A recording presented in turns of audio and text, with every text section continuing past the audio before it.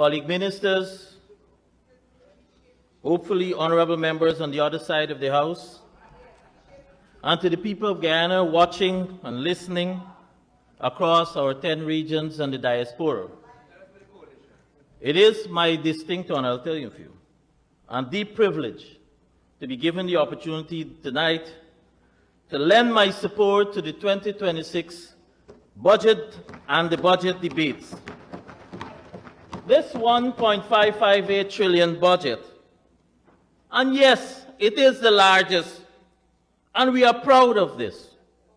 It is bold, it is ambitious in vision, it is practical in delivery.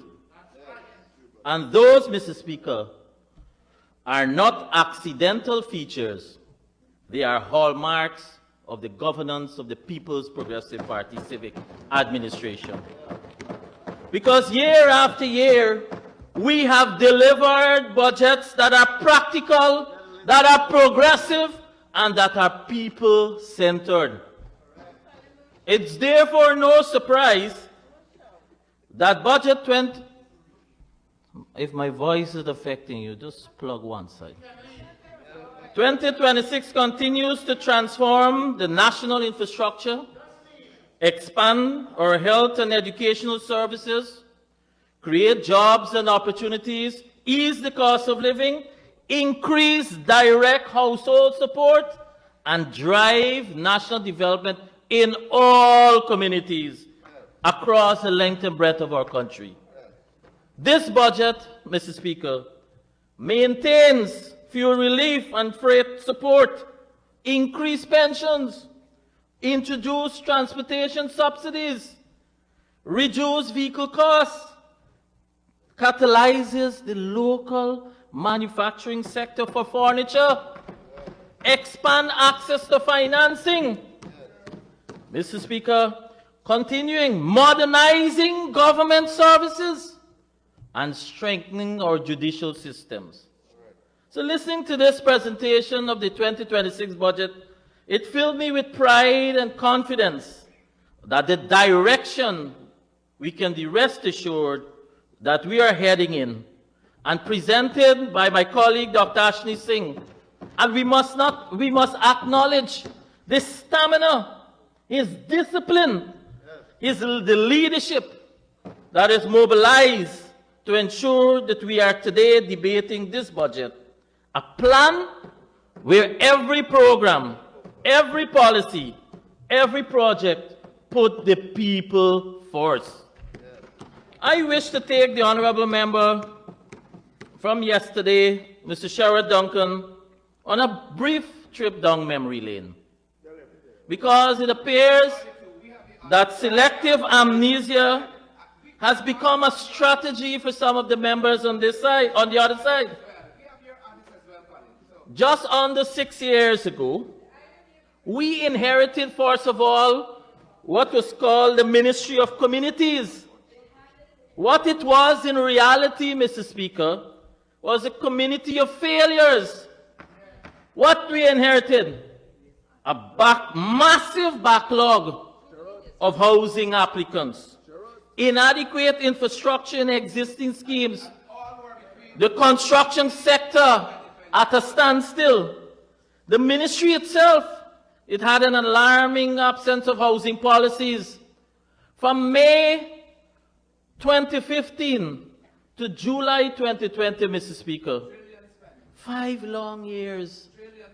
The APNU-AFC record in the housing sector was 7,534 allocations, 2,000 of which was when you were on borrowed time as caretaker government.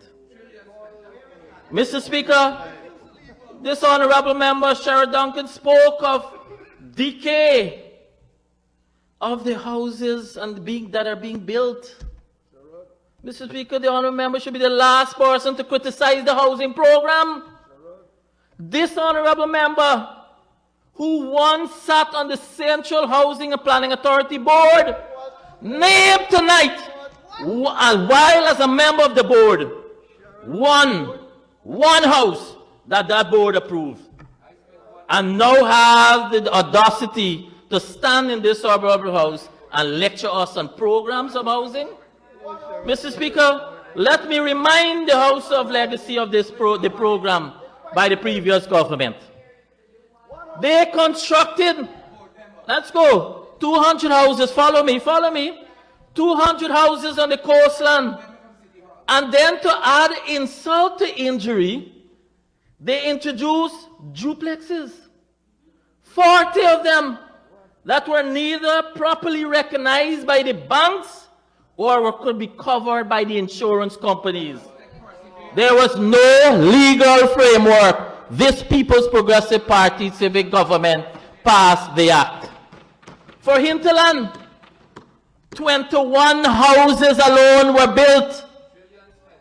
Mr. Speaker, the then minister within the Ministry of Communities, Honorable Dawn Hastings, only built houses in 𝐁𝐔𝐃𝐄, the village where she's from, and the surrounding villages in Region 7. Mr. Speaker, that's it. That's all they did for 5 years. That's all. Mr. Speaker, under our government, we embarked on over 600 hinterland houses, over $1.7 billion invested, including in Region 7, 1, 8, and 9, all hinterland regions. Mr. Speaker, the honorable member challenged the government to show him one housing area that was completed according to specification. Mr. Speaker, a challenge is nothing new to us in this government. We have set the parameters. Mr. Speaker, I can go on this here. Only this afternoon, His Excellency the President was here. Just go to the Cummings Lodge housing area. Just go. Just go. And you know, right next to an area that had stigmatization, go to the people that are living in the houses in Cummings Lodge and ask them what they have. They have concrete roads. And I could go on. I have pictures here. Mr. Speaker, I would like to invite the honorable member to take a tour. Include those communities in your infrastructure specifications that you've called for. Perhaps include them on your general visits that you have. Mr. Speaker, let me remind this House again. The APNU-AFC government developed only developed only three schemes. Mr. Speaker, they did only portion of infrastructure work. These schemes were already established under the PPP government in 2015. And they speak about specification, yet, Mr. Chairman, I challenge the honorable member that is speaking now. Show me one new housing area that when under you were serving under the APNU government, show me one new housing area you established. The records will show, Mr. Speaker, no efforts were made to acquire new lands for housing development. So how are you going to do it? The 7,000 plus allocations, Mr. Speaker, they did were all in the areas that the PPP established prior to 2015. Mr. Speaker, the honorable member on the other side of the House alluded to Poe Bridge. That is so small, the houses that are being built under the Let Them program. And if you throw your towel on the floor, it can become wall-to-wall carpet. Mr. Speaker, this honorable member will not speak about the houses that were constructed and they said much bigger, but let me remind you, I must remind you of the houses that were built at Prospect under the APNU government, 18 by 20 houses, and you are criticizing the low-income size houses. And in fact, they call them chicken coop. Mr. Speaker, The honorable member, maths has always been a problem for the APNU government. Where's my friend? She gone. They spoke about Bartica, Mr. Speaker. Well, Bartica has 55 houses that are under construction, 30 of which are completed. Mr. Speaker, I said that's the problem. The honorable member, you spoke about Silicon City and the preceding speaker. Where is the speaker? Gone? They don't stay to listen. Mr. Speaker, this scheme, this new scheme we're building, Mr. Speaker, the city will cover over 3,000 acres of land, equivalent to the size of 18 new housing schemes that we developed in Region 3 over the last 5 years. Mr. Speaker, we have committed, I want the honorable member to listen very attentively. Good, perfect. We have committed $5.2 billion investment to date for phase 1 and phase 2 for the houses.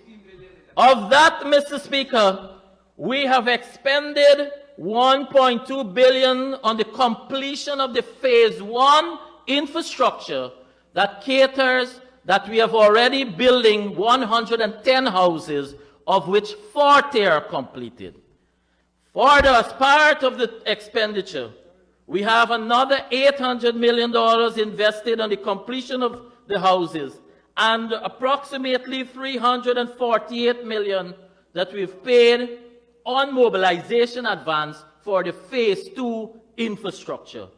Therefore, Mr. Speaker, on average, a total of $2.3 billion has been expended to date on Silicon City. Mr. Speaker, sure. This area where members of the opposition can spend their leisure time when they will no longer be sitting in the Honorable House after the next elections. Mr. Speaker, I invite them to follow the housing program. But Ganesh, you can't, Honorable Ganesh, you can't, because you got your house lot at the last minute. And I don't have to remind you.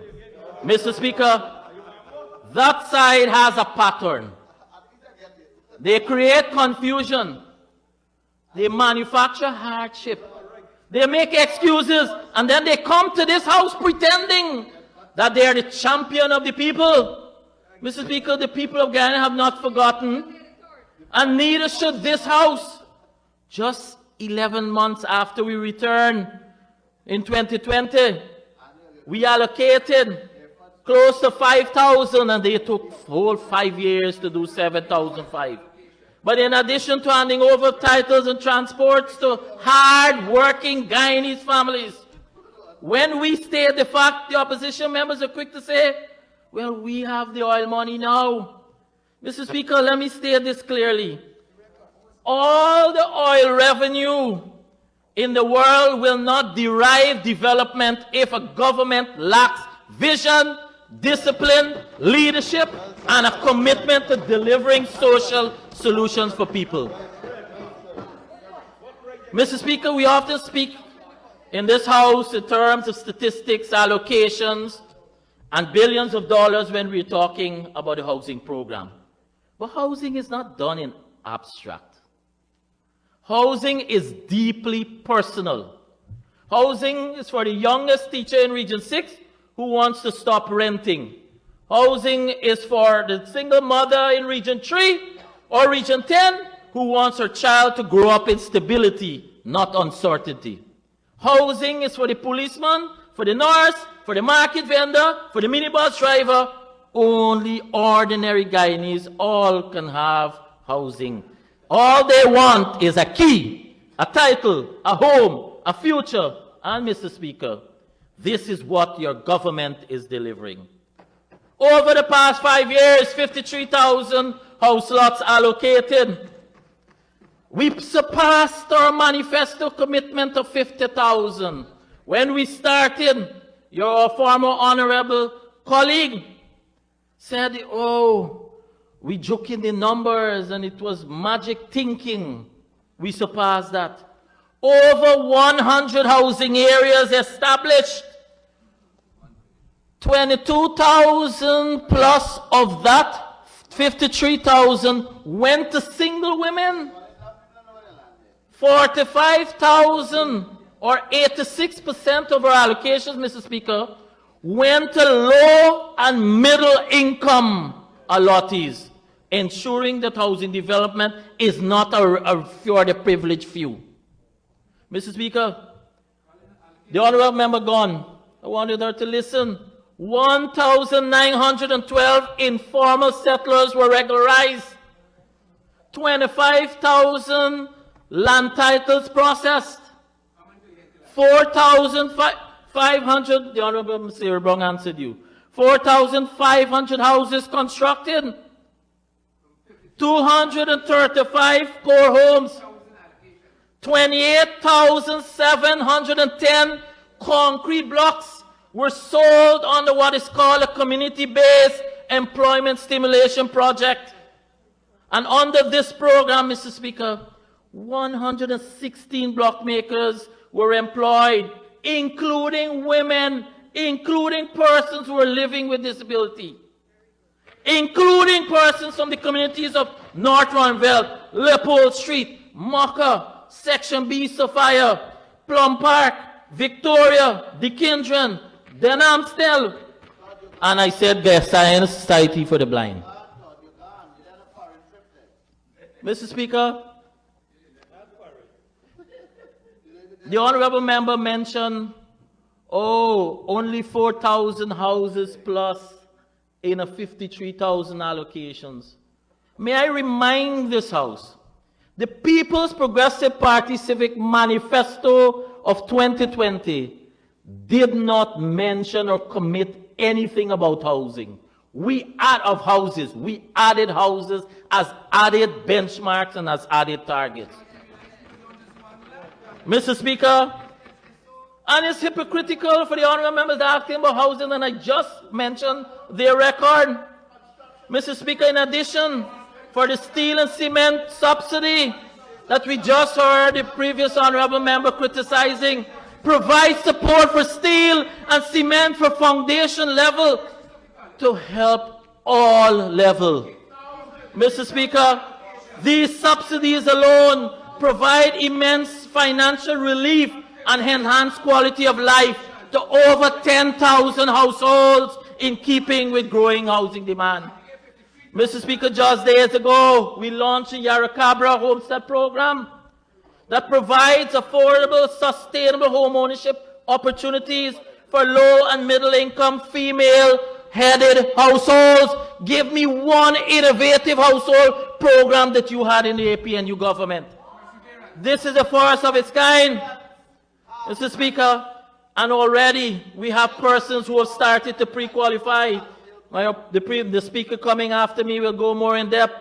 Additionally, Mr. Speaker, we implemented a range of housing assistance measures, VAT removed from locally, now you have from locally produced materials. The low-income mortgage ceiling moved from $20 million to $30 million at the commercial banks, and now the inclusion for the insurance companies to offer similar services.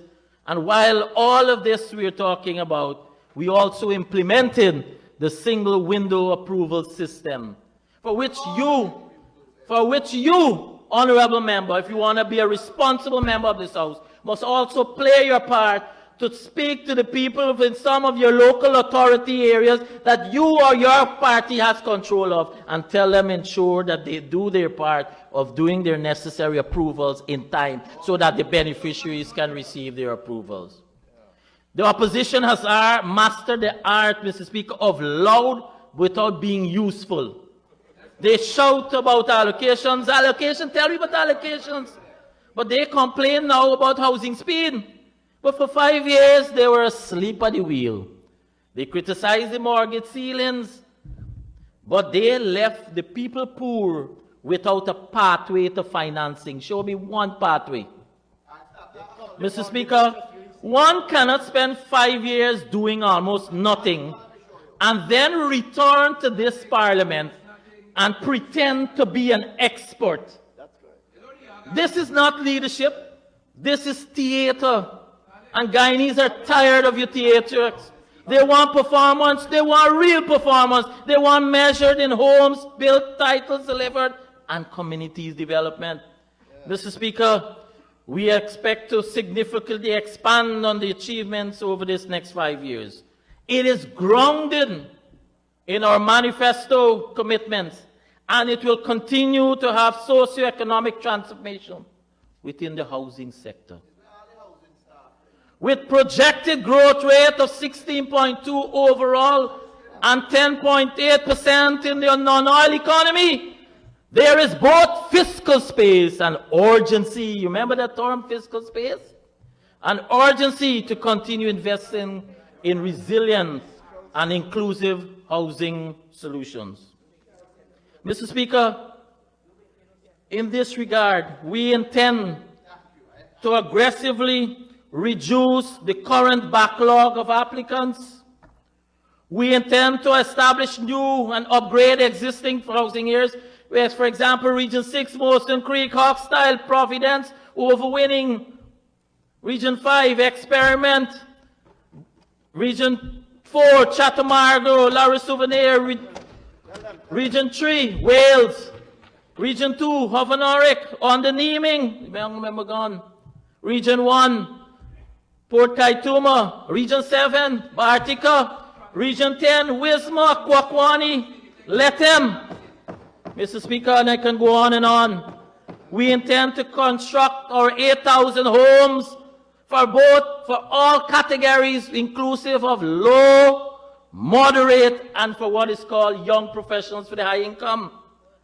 Areas such as Onderneming in Region 2, Hovenorik, Cornida Ida, Region 3, Anna Katrina, Edinburgh, Haruni on the highway, Silica City, more houses, La Reconnaissance, LBI, Region 4. We got to go to Region 6, Prospect, Smithsons, Palmyra, Region 8, no exception, 4 Miles, Mahdia, Region 10, Wisma, Fitzhope, and Kwakwani. And those are only the few areas. We intend, Mr. Speaker, to issue at least 7,000 titles and transports, develop new and recreational facilities and green spaces, assist in the installation of the street lightings, develop designated truck parks, and also with that is what is called auto zones, automobile zones. So, for example, in areas such as Metamerzarg and Wales in Region 3, Grove on the East Bank, Enmore on the East Coast, Palmyra at Region 6, number 75, 76 Village in Region 6.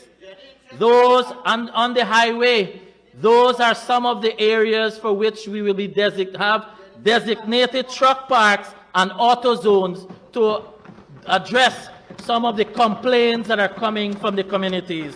We will complete the Craig to Landocanon Highway that is under construction. We will begin the Schooner to Parika Highway, for which the bridges are being done under the Ministry of Public Works. We will complete the overlay from Eccles to Great Diamond and from Meersargen to Crane on those 4 lanes. And we will complete the additional lanes from Eccles to Massey Road at Heroes Highway. Mr. Speaker, the Honorable Member, Mr. Saiku, expressed a concern about the cost of road construction. While I welcome scrutiny, and we welcome this in the ministry, it will be remiss of me not to explain quickly, because time will not permit, but the reasons why you will continue to you may have increases. In short, Mr. Speaker, in this case, you have the construction of access roads, because what you did, Honorable, was compare Mandela to Eccles with the other portions. You have access roads, roundabouts, lane widening, drainage works, utility relocation, all contribute to increased construction costs. Mr. Speaker, and including also our signage, the lighting, the bridge, the culvert that we're constructing, these were all at costs that will take it up. And may I remind the Honorable Member, these were all These were all tendered works, open tender. Mr. Speaker, we have exceeded our manifesto commitment.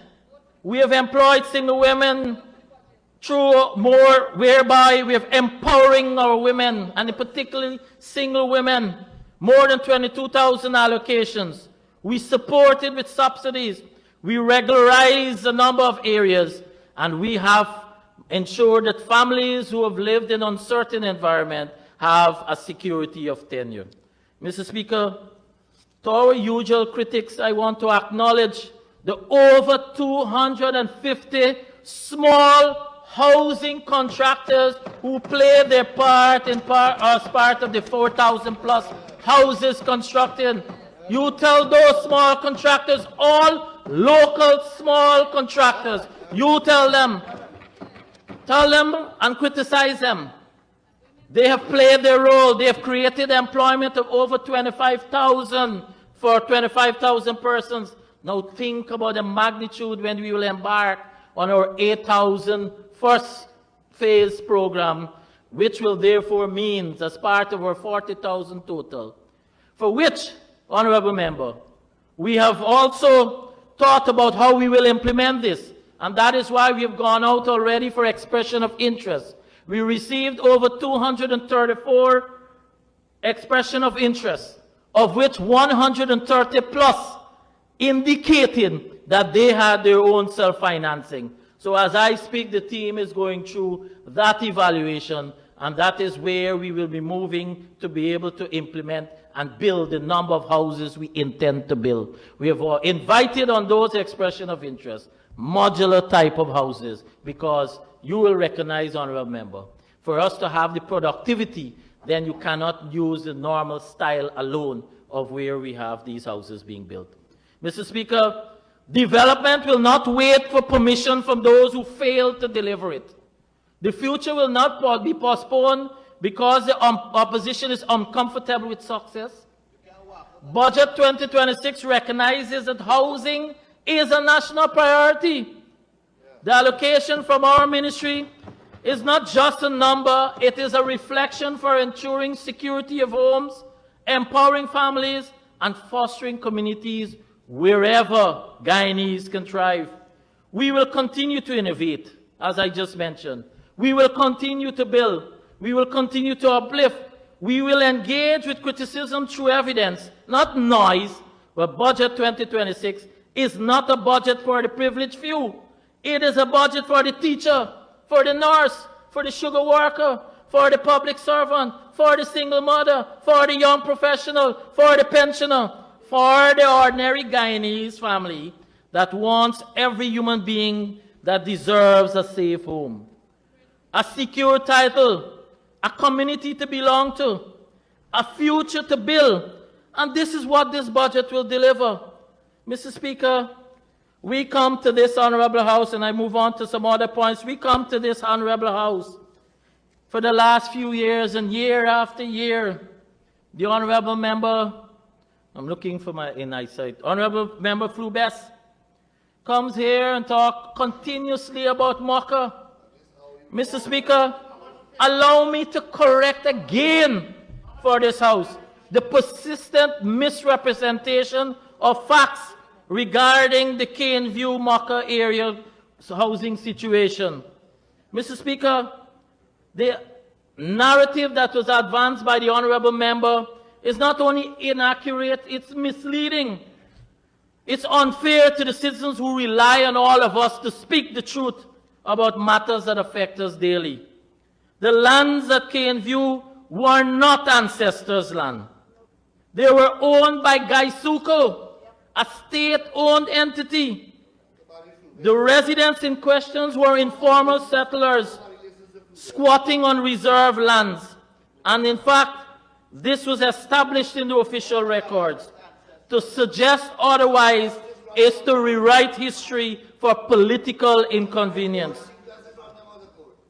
Mr. Speaker, this matter went to court. And the 6 persons, they all lost. They all lost because they did not have any ownership. But, Mr. Speaker, more importantly, we gave a commitment in court that we will still honor all of the same compensation packages that were provided to those who are accepting. And may I say to this House, one of those 6 collected or received their approval for their compensation because they have seen the wisdom, and we are still honoring, although they went to court and lost. Mr. Speaker, instead what the honorable member should do is work with the people of Mocha, because as you go, Mr. Speaker, we are proud to say there's another portion for which you have squatting. And as I speak, tomorrow, come to the office. We have a number of them that will be allocated officially, because we are regularizing 3 fields that we were able to acquire the land. And we have already awarded and started the infrastructure work for that squatting area to give the people of Mocha dignity. You know what? The chairman of the NDC, and including the honorable members of this House, try to get the people to not cooperate. And what we are doing, we are providing a community that they can be proud of, for which they will have a title and security of tenure when we are complete. Mr. Speaker, a lot has been asked about allocations and the process, and mentioned about not being fair. But, Mr. Speaker, when one comes to the offices, the central office or the regional offices, we don't look at face when you're applying for a house lot. Are we saying, Mr. Speaker, that the 53,000, and I'm really proud to claim all of them, are we saying the 53,000 is of only one type? Are we saying the 53,000 are only supporters of the People's Progressive Party? And I am proud to claim them, because if they're all my friends, if they're all my family, and if they're all my favorite, I am proud to claim them. And I'm making this challenge tonight. I challenge any member on the other side, if at any time they can put their hand on the pulse and tell me any one of them has brought a matter personally or on behalf of others for which it has not been addressed, or for which favoritism has been recognized. I challenge all of them. All of them. I'm coming to you now. This honorable, since you want to crank me up, how much time do I have, Mr. Speaker? You're into your last 5 minutes. 5 minutes? Let's go. Mr. Speaker, I'm glad the honorable member got her voice. What's honorable? Honorable member Natasha Singh? This honorable member, Mr. Speaker, stood here in this House and spoke about someone in Port Kaituma, Leona James, and called for Leona James and gave the crying dry tears.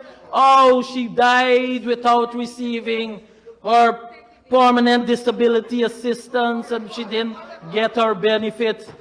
Mr. Speaker, I first of all will raise this, and I'll quote here. This is from the niece, and I'll put 2 evidences. This is from the niece. This is, and I quote, "This is a lie. And she used to get the permanent disability assistance. Please rest, let her soul rest in peace. This is a big fat lie." Mr. Speaker, I have the evidence. This is 2025. What the honorable member, what that person could not get in time was the 2026, because they died in January in the same period when the books were being distributed for 2026. I have here in 2025, that person received their benefit. And I'm not going to say more. The Ministry of Human Services will show you since 2019, the late Leona James received assistance from the Ministry of Human Services. You should know better. But since we are new, honorable member, you said to this House, and I'm reading here, that pensioners are receiving just $160 a day from the budget increase, an amount that you said is equivalent to the cost of a pack of Dixie biscuit. But, Mr. Honorable Member, somebody help me here. Just take out the calculator. How much is it for a month? How much is it? 46,000? How many days in a month? So if you take 46,000 divided by 30 days, you will get 1,534 per day. And the Honorable Member is equating that to 160. Honorable Member, if I were you, I would not say anything else to this Honorable House. Mr. Speaker, the Honorable Members, they come here and they talk about favoritism. But I want to say to you, let's remind some of them. Region 10. Region 10. Don't rile up now. Region 10, we're so biased, right? Region 10, 2,315 allocations. Yes, we're so biased. Region 4, 27,976 plus allocations under the last period. Mr. Speaker, the Honorable Member, and I want to explain our commitment. We said we will clear all of the arrears of pending applicants for all of the regions, and we will be unable to accept Region 4. And I must outline, because you have to put things into context. Region 4, apart from being the largest populated region, has, as a correlation, the largest pending applicants. Region 4, Mr. Speaker, has 52,142 pending applicants. If the Honorable Members were doing their allocations in keeping with trends when they had their time, we would not have had to start with the backlog. And yet we achieved over 50,000. And that is the reason. So, for example, Region 1, 187, Region 2, 2,000, I'll round it off. Region 3, 10,000. Region 5, 3,500. Region 6, 8,000. Region 7, 300. Region 8, 70. Region 9, 900. Region 10, 3,000. Those we will clear as our commitment and as we work to remove the backlog on Region 4. And may I also say, starting as a new week, we will be increasing the years for which we are addressing in Region 4. So, Mr. Speaker, as I conclude, as I see you signal to me, I want to say to this Honorable House to give my support, my deserving support to the 2026 budget, not only because of the number it contains, but because of the lives it will transform, because of the homes it will create, but because of the future it will build for all Guyanese. I thank you very much. Thank you, Honorable Minister. Our next presenter will be